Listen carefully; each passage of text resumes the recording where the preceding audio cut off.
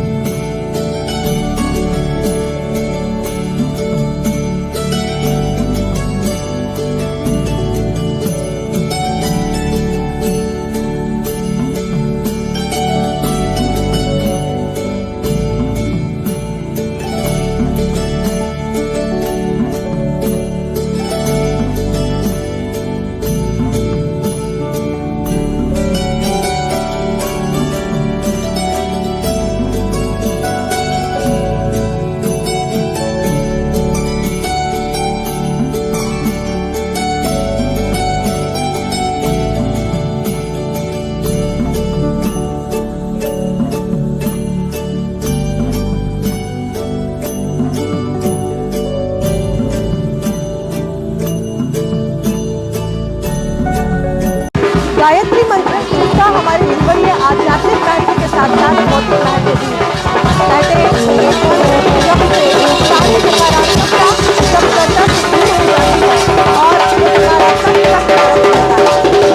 हमारे परिवार के बीच महाराज लाभ भी इस कलश यात्रा का, इस ग्रंथ यात्रा का हिस्सा बने हैं।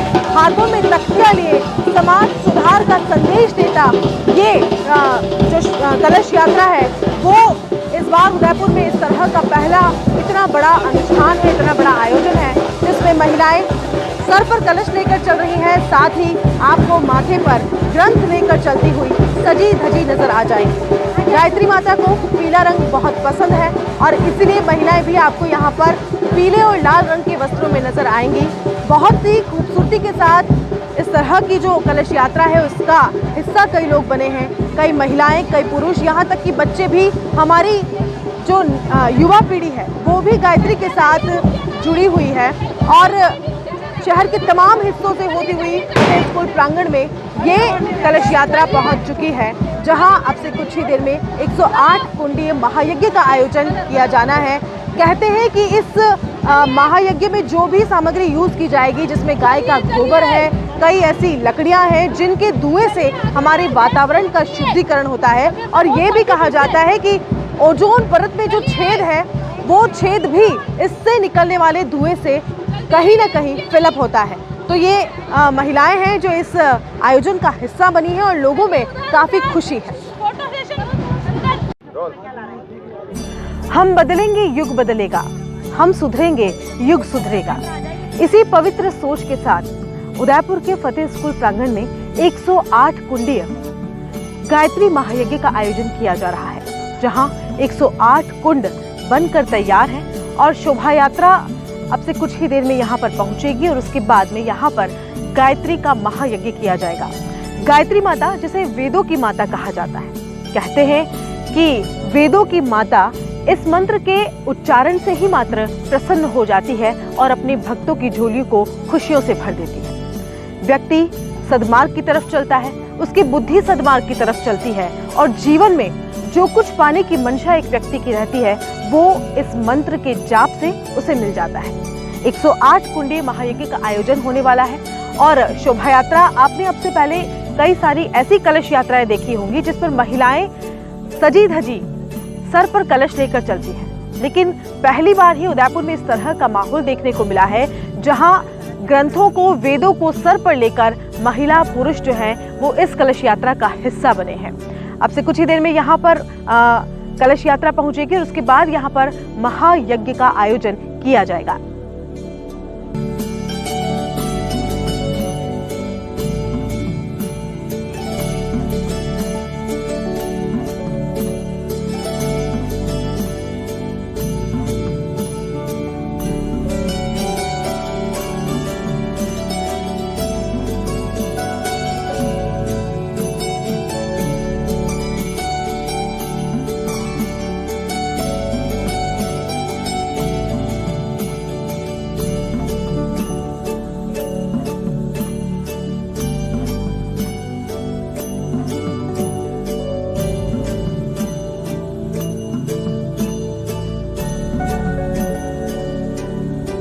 यज्ञ का शुभारंभ, इसकी शुरुआत आपने जिस उत्साह के साथ किया, शोभा यात्रा के साथ किया, ये अपने आप में बहुत अद्भुत और अनूठा है। समस्त नगरवासियों को ये पता चल गया कि यहाँ गायत्री परिवार इस जिले में और इस प्रांत में उनके अंदर कितना उत्साह है, कितना उमंग है और ये युग परिवर्तन के लिए हमेशा तत्पर है।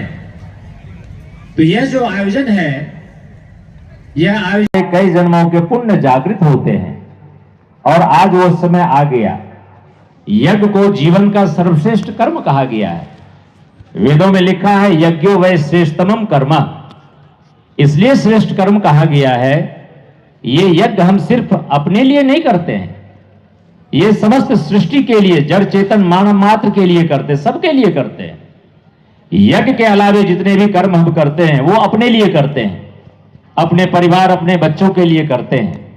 लेकिन यज्ञ में जब हम आहुति प्रदान करते हैं तो लगभग 15 किलोमीटर के रेडियस में उसका प्रभाव पहुंचता है और उस रेडियस के अंतर्गत जितने भी इंसान हो, जीव जंतु हो, पेड़ पौधे हो, सबको उसका लाभ मिलता है।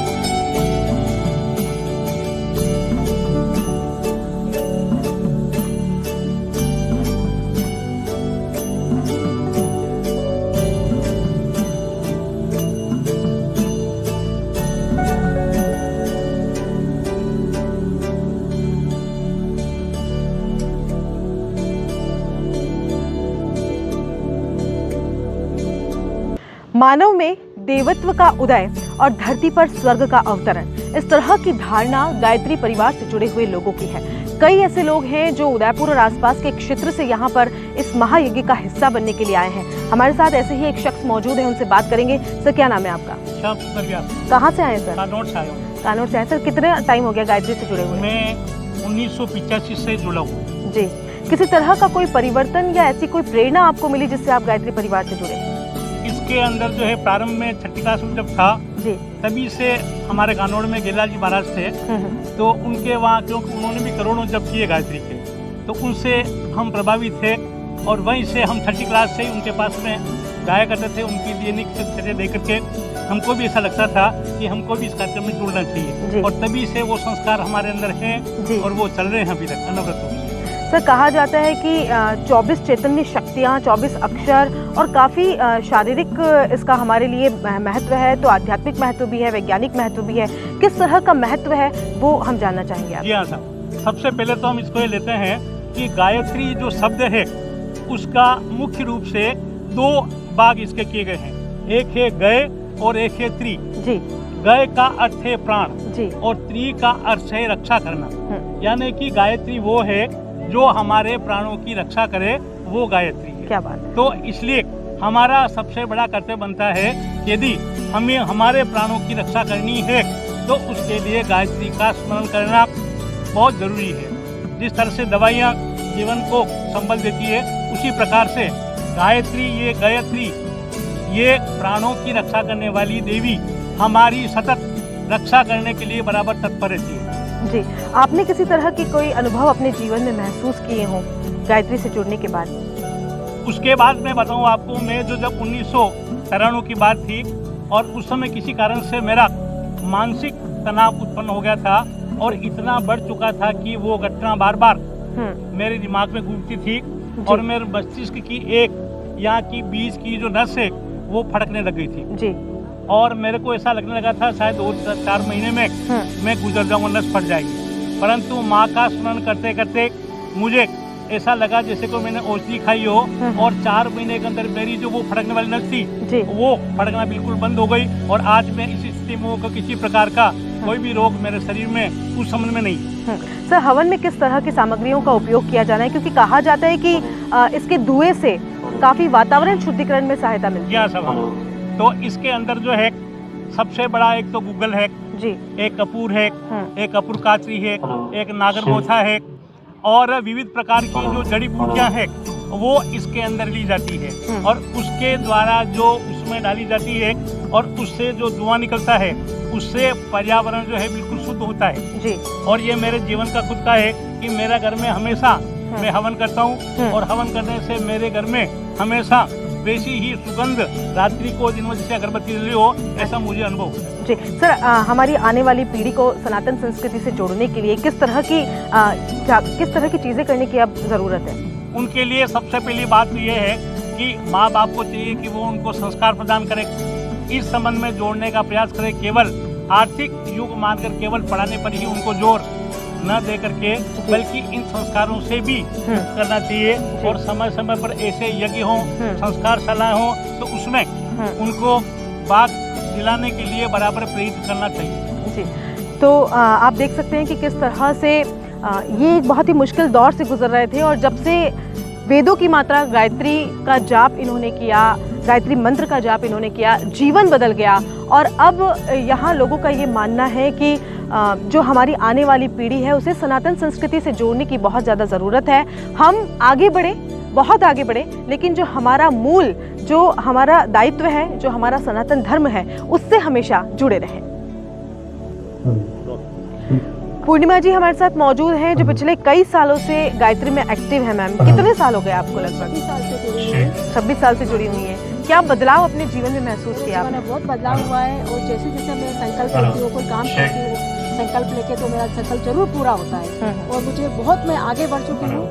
मैं आई तब बहुत पीछे थी, जैसे जैसे पूजा पाठ करती हूँ, संकल्प करती हूँ, लेके पूजा करती हूँ तो मैं बहुत आगे बढ़ती हूँ। मेरी सारी मनोकामनाएं पूरी होती हैं। जी, तो पूरा परिवार आपका गायत्री से जुड़ा हुआ है? मैं ससुराल में शादी करके आई हूँ, तब से मेरे ससुराल का परिवार पूरा जुड़ा हुआ है। उसके बाद मेरे पति ने मुझे बहुत सहयोग करा और मैं बहुत आगे बढ़ती गई। हमेशा मुझे पूजा के काम में वो खुद लेके जाते थे और पूजा करवाते थे।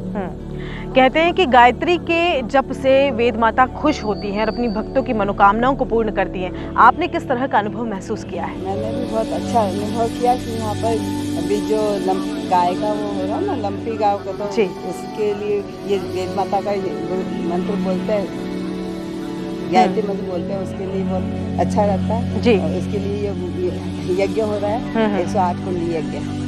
मैडम, महायज्ञ यहाँ पर 108 कुंडी किया जा रहा है। कहते हैं कि जो भी धुआं निकलता है वो हमारे वातावरण को काफ़ी शुद्ध करता है। धुएं से काफ़ी अच्छा प्रभाव पड़ता है, काफ़ी सारे रोग इससे ठीक होते हैं और वातावरण काफ़ी अच्छा बनता है, स्वच्छ बनता है धुएं से। आप कितने समय से जुड़ी हुई हैं गायत्री से? मेरा नाम गायत्री दवे है। मैं जन्म से जुड़ी हुई हूँ। मेरे पिताजी, आपके तो नाम में भी गायत्री है। और मेरा नाम गुरुदेव नहीं रखा था। अच्छा। और मेरे पिताजी गुरुदेव के साथ प्रचार प्रसार में जाया करते थे। अच्छा। और जन्म से ही मैं गुरुदेव के चरणों में समर्पित हूँ। मेरा पूरा परिवार नियर का, और मेरे शादी के बाद मेरे पतिदेव भी जुड़े और बच्चे भी जुड़े और तन मन धन और सब तरीके से जुड़े हुए हैं और सब कुछ गुरुदेव का है और उन्हीं के चरणों में सब कुछ अर्पण है। आप पीढ़ी को क्या संदेश देने चाहती हैं? क्योंकि पीढ़ी को जो है वो सनातन संस्कृति से जोड़ने की ज़रूरत है और हम चाहते हैं कि वो इस तरफ ज़्यादा अट्रैक्ट हो।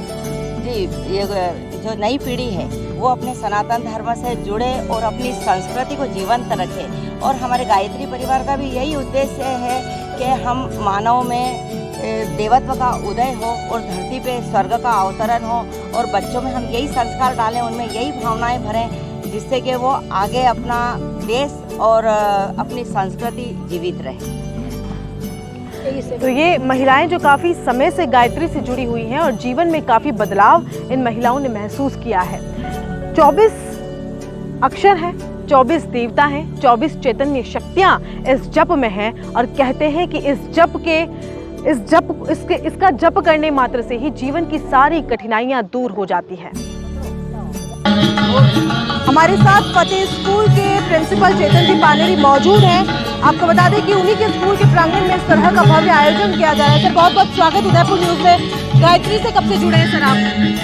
मैं गायत्री से बचपन से, मतलब जन्म से ही जुड़ा हुआ हूँ, क्योंकि यहाँ जो गायत्री शक्तिपीठ उदयपुर है उसकी स्थापना मेरे दादाजी वकील साहब कमललाल जी पानेरी साहब द्वारा ही की गई थी। तो जब से मेरा जन्म हुआ है तब से मैं ये यज्ञ से और गायत्री शक्तिपीठ से जुड़ा हुआ हूँ। सर, आज इस प्रांगण में एक ये कहें कि बहुत ही आध्यात्मिक माहौल हो गया है। आपकी यहीं पर सर्विस है, यहीं पर जॉब है, तो एक माहौल जो है वो काफ़ी सकारात्मक और पॉजिटिविटी भरा है, उस पर क्या कहें?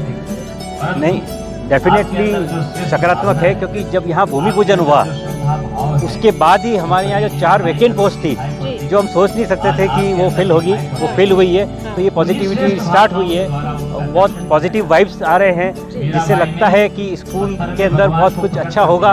और साथ ही स्कूल की नहीं, स्कूल के साथ में जो यहाँ के छात्र हैं, जो टीचर्स हैं, उनके अभिभावक हैं, तो एक तरह से पूरा शहर लाभान्वित होगा और सबको एक उसका बहुत अच्छा लगेगा। आप कब से जुड़े हुए हैं?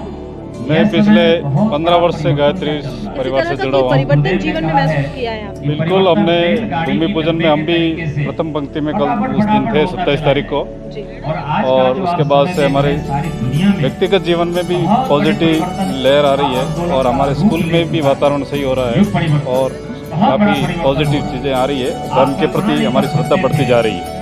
नव पीढ़ी की अगर बात करें तो सनातन संस्कृति से इस तरह के आयोजन करके उन्हें जोड़ सकते हैं। सनातन संस्कृति को ऐसे आयोजन और प्रबल करते हैं, जैसे सनातन संस्कृति का लोग कहते हैं ह्रास हो रहा है, ह्रास कभी हो नहीं सकता। घास टूट सकती है, पेड़ गिर नहीं सकता। सनातन संस्कृति वट वृक्ष है, और वट वृक्ष की तरह विस्तार धीरे धीरे होता है। जब जड़ें पनपती हुई निकलती है तो लोग सोचते हैं ये छोटी सी जड़ है, पर वो जड़ जब नया पेड़ बना देती है तब पता चलता है। हिंदू धर्म एक नाम दे दिया है, पर सनातन धर्म है, और उस सनातन धर्म में जो कुछ कुरीतियाँ थी उनको निवारण करने के लिए जो गुरुदेव ने प्रयास किया, उदयपुर में माता राजमाता ने जो स्थान दिया, और जब भूमि पूजन हुआ उस समय से मुझे अवसर मिला। मेरे साली जी के हाथों 5 कन्याओं में मेरी साली जी थी, और भूमि पूजन में मेरे मामा जी भेरूलाल जी जोशी साहब, जिनका उदयपुर में गायत्री परिवार से जुड़े हुए सभी व्यक्तियों को पता है। भेरूलाल जी जोशी साहब का भांजा होने के मुझे गर्व है, और मैं राजकीय सेवा में होते हुए आज 2 दिन का अवकाश लेकर आज और कल के लिए यहाँ आने का प्रयास कर रहा हूँ। आज मैं जल के सिवा कुछ नहीं लेने का संकल्प लेकर के आया हूँ। माँ गायत्री शक्ति देती है।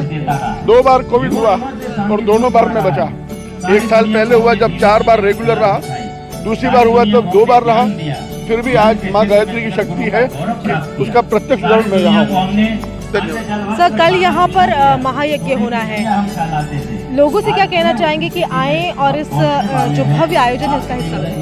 मैं रविशंकर मेहता। ये बहुत बड़ा आयोजन है हमारी संस्कृति और हमारे संस्कारों के प्रति लोगों को एक आगामी पीढ़ी जो है उसमें जागरण करने के लिए, और शहर के प्रत्येक सनातन धर्मी और वैष्णवियों को इसमें भाग लेकर अपने बच्चों को संस्कार के प्रति जागरण करने का एक अच्छा अवसर मिला है, उसमें भागीदारी करनी चाहिए। और इसमें जो संस्कार शिविर भी लगाया गया है, यज्ञों का आयोजन होगा, ये हमारी संस्कृति से जुड़ा हुआ एक अभिनव प्रयास है। और उसमें मैंने देखा है कि एक प्रदर्शनी लगाई गई है जिसमें ये कि युग ऋषि को जानने की एक जो कोशिश है वो यहाँ पर की गई, उसमें क्या है? उसमें साहित्य है जिससे हमारी ऋचाओं का जो है प्रकाश वो हम तक पहुँचे। जो लोग पढ़ाने के शौकीन हैं उनके लिए एक अमूल्य जाति है और उसका अवसर का लाभ लेना चाहिए जो आधी कीमत पर मिल रहा है। जी बिल्कुल, ये कई सारे ऐसे लोग जो गायत्री परिवार से जुड़े हैं और जिन्होंने अपने जीवन में काफ़ी बदलाव महसूस किया। आपको बता दूं कि यहाँ पर एक प्रदर्शनी लगाई गई है जिसमें सारे ही साहित्य जो है वो यहाँ पर आसानी से मिल जाएंगे और जीवन की कई ऐसी चीज़ें जो प्रैक्टिकल भी आपने अनुभव की होगी, उन्हें आध्यात्मिक तौर पर किस तरह से उनका अनुभव रहता है, किस तरह से कष्टों का निवारण होता है, ये तमाम चीज़ें आपको इन ग्रंथों के माध्यम से, इन वेदों के माध्यम से यहाँ पर जानने का मौका मिल जाएगा। तो 108 कुंडीय गायत्री महायज्ञ का आयोजन फतेह स्कूल प्रांगण में किया जाना है। कल यहाँ पर महायज्ञ की शुरुआत होगी। आज यहाँ पर कलश यात्रा निकाली गई जिसमें आपने देखा कि कई सारी महिलाएं जो हैं वो कलश के साथ साथ वेदों को, ग्रंथों को अपने सर पर लेकर चल रही थी। हम भी चाहते हैं कि ज़्यादा से ज़्यादा आप लोग यहाँ आए और इस महायज्ञ का हिस्सा बने। कैमरा पर्सन राम सिंह राजपूत के साथ कृतिका चौबीसा, उदयपुर न्यूज़।